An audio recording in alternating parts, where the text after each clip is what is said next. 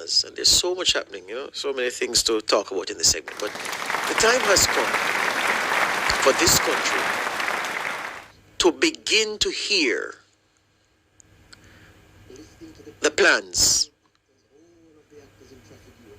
that Mark Golding and the PNP have for the country. I think we've been patient. The local government election passed and there wasn't a national set of priorities that the PNP set down. And while you would expect that going into any election, you'd have that set out.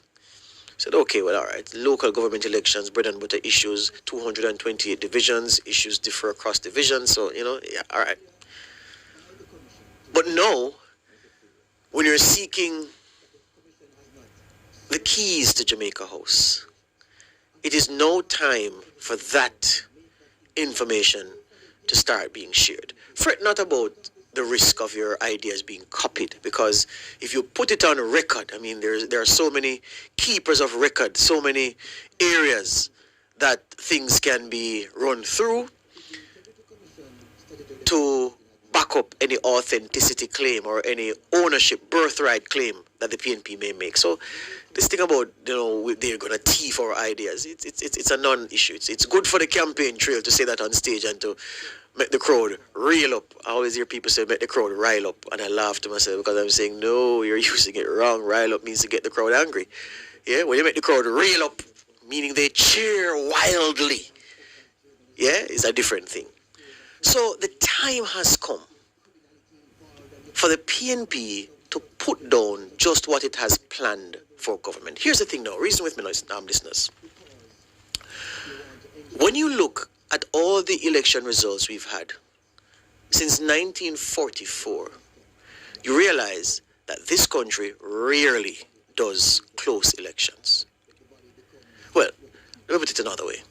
It's not often that we do close elections. We've seen the closest elections we've had in our history have been in recent times. So perhaps the picture is changing that way. But over the body of our history, we don't really do close elections in Jamaica. There's often daylight between the winner and the loser. And when you go further and look at the historical results in elections since 1944, one fact stands out.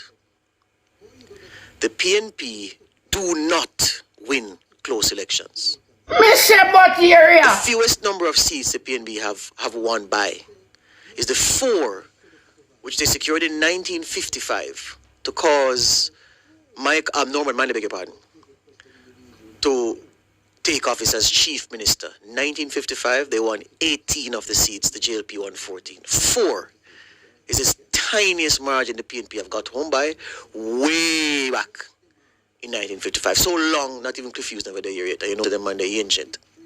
Yeah? 1955. They won by 4.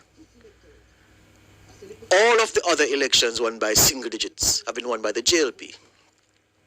Apart from that 4, the next lowest margin of victory in terms of seat count for the PNP was the 13 they got home by 1959. That was the general election after the federal elections where the JLP won 12 of the 17 federal seats. The PNP took the other 5. So 4 their lowest, 13 their second lowest, and after that 20 odd. PNP now win close elections.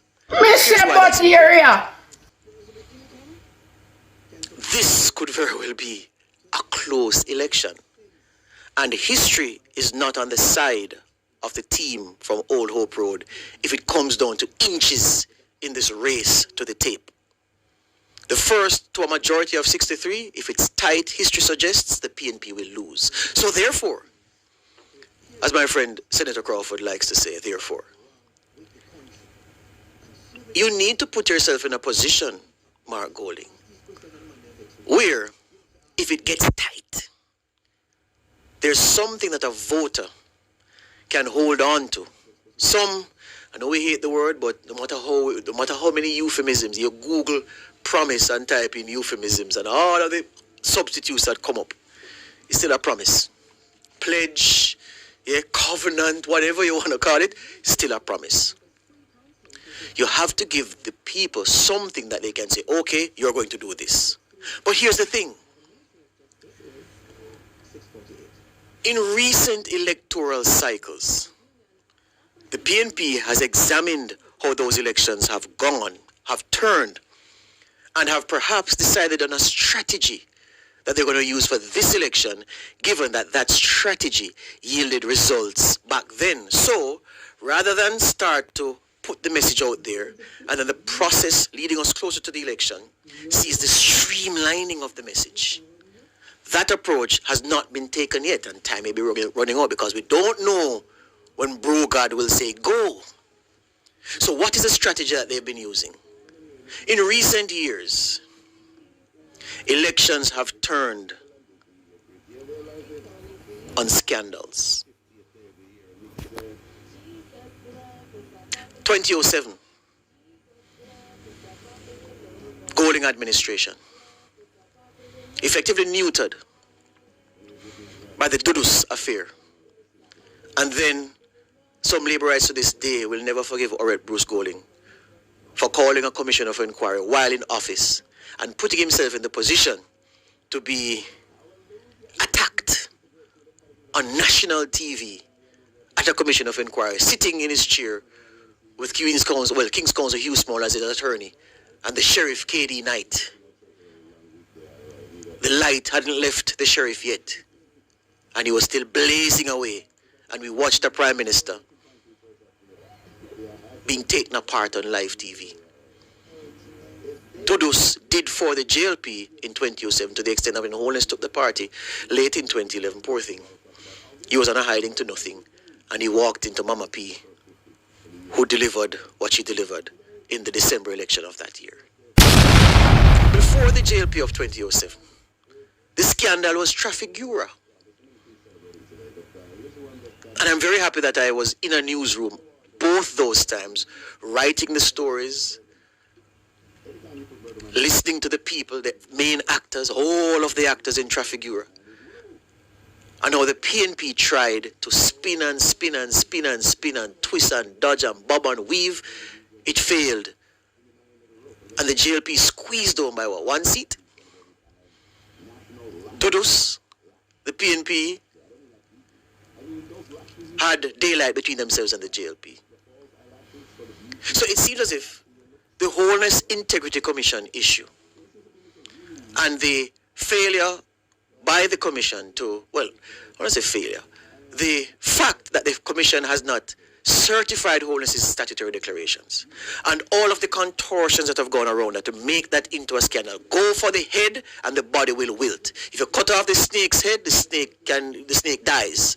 So that's the PNP strategy so far. The timing is wrong though, because if the Integrity Commission statutory declarations thing had dropped now, which would have been a massive problem for the Labourites, they will tell you that they've seen off that new ball. Walsh and Ambrose have done their spell, if you can call that barrage at Holness from the Integrity Commission and the non-certifying of his statutory declarations, which has been spun into all kinds of things. Holness under investigation for illicit enrichment. People want us as journalists to write certain stories a certain way because there's criminality involved and you can't trust a Prime Minister whose statutory declarations have not been certified and all those things. Flung at the Prime Minister because you want to engineer the result that is brought about by a corruption scandal, and you attack the head and the body wills, the body atrophies, the body becomes, well, the putrefaction of the body happens as a natural result of the head being cut off. PNP, the country deserves better. Marky G will go to the election as a potential Prime Minister. On what basis should we vote PNP? I think that on this day in sports, it's a question the PNP must answer today. How are you going to make healthcare better? Because there are problems. You talk about the problems all the time. How are you going to make it better? How are you going to bulletproof the pocket of Jamaicans against inflation, which eats out so much, which you've been talking so much about? The people who say, nothing now go on and they must struggle to survive. What have you told them about how, Mahir Stewart's favorite question in the newsroom, how are you going to bulletproof those pocketbooks, as Cliff called it. People don't use pocketbook again, but you have to see with Cliff. You understand? Yeah? Those are the questions people must demand to be answered by the PNP. Market tracing and scandal won't win an election. Not this electorate. I said it before. There was a time when the first time a voter is meeting somebody who has a degree was when their politician came to their village and district. Now, district full of people with degree. Some are choppy line, some are work legitimately. Nothing special about that. So they don't look at politicians as God again. Many people are asking, what can you do tangibly for me and my country? How will you cause the country to run in a way so I pay less tax? So that my disposable income can support my life. So that I can have a real sense of where my future is going plotted out in front of me. So I'm saying PNP, it demands more. There's a great opportunity awaiting you. But we're saying, how are you going to do the things, to repair the things that you say are wrong with the country? And so many of them are so finicky, the PNP top brass. You ask these questions and the man never vex with you. You know if you ask how. Mr. Area. Well, vex if you want vex, boss if you want boss.